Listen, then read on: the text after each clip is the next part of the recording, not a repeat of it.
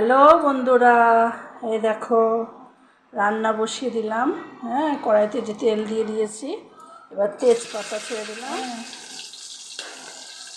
এই দেখো তোমার সব গুছিয়ে রেখেছি। আজকে বন্ধুরা আমি স্টু বানাবো। হ্যাঁ, রোজও মশলা আর ভালো লাগে না। এই যে সবজি দিয়ে মানে মাংস দিয়ে একটু স্টু রান্না করবো। জিরে ছেড়ে দিলাম, প্রথমে দিলাম তেজপাতা, তারপরে জিরে, তারপরে লং, এলাচ, দারচিনি সব দিয়ে দিলাম মধ্যে।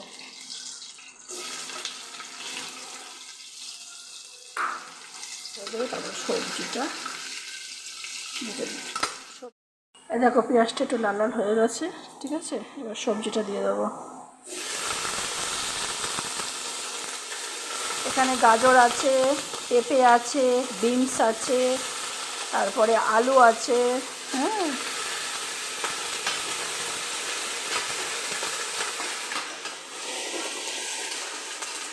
সবজিগুলো একটু ভেজে নিলাম, ঠিক আছে।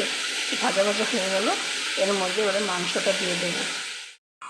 দেখো মাংস ছাড়া হয়ে গেছে। এর মধ্যে অল্প করে একটু আদা রসুন বাটা দেবো। না দিলে তো হবে না, মাংস বন্ধ করবে।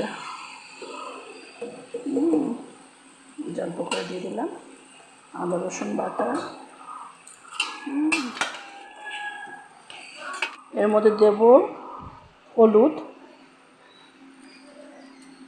দিলাম, অল্প করে একটু দেবো হলুদ, ঠিক আছে। তারপরে লবণ দেব, লবণ দিয়ে দিলাম।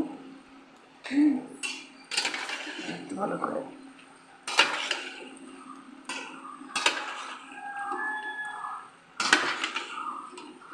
একটু হলুদ, লবণ, আর কিছু দিইনি মশলা, ঠিক আছে।